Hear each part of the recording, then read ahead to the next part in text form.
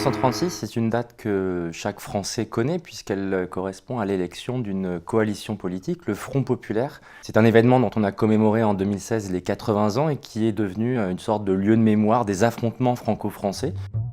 Ce que l'on montre dans le livre, en prenant cette date classique et canonique de l'histoire de France, c'est qu'on la comprend beaucoup mieux, d'une manière bien plus large et plus intéressante, si on élargit la focale et si l'on essaye de comprendre le Front populaire dans une dynamique globale et internationale.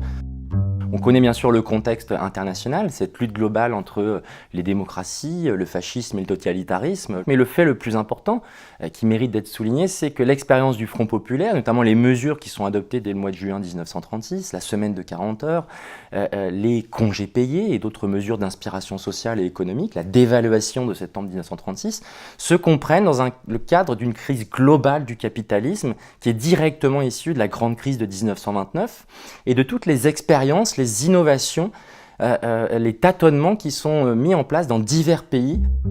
Le Front populaire s'inspire en partie de l'expérience du New Deal menée aux États-Unis depuis 1933 et va aussi progressivement s'inspirer de nouvelles théories. En 1936, John Maynard Keynes publie sa fameuse théorie générale qui ne sera pas tout de suite comprise ni appliquée, mais il faut comprendre cette expérience et notamment la volonté de lutter contre l'austérité, d'en finir avec les politiques de déflation et de trouver de nouvelles solutions dans ce contexte économique global.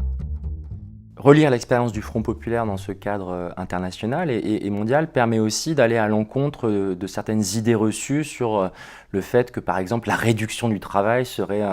une espèce d'aspiration inhérente aux Français, que la volonté d'encadrer, de diriger, de réguler l'économie serait un trait de long terme qui caractériserait la mentalité française. Le Front populaire est bien un maillon de cette expérimentation qui, surtout après la Deuxième Guerre mondiale, débouchera sur la construction des États sociaux et des États-providence dans de très nombreux pays.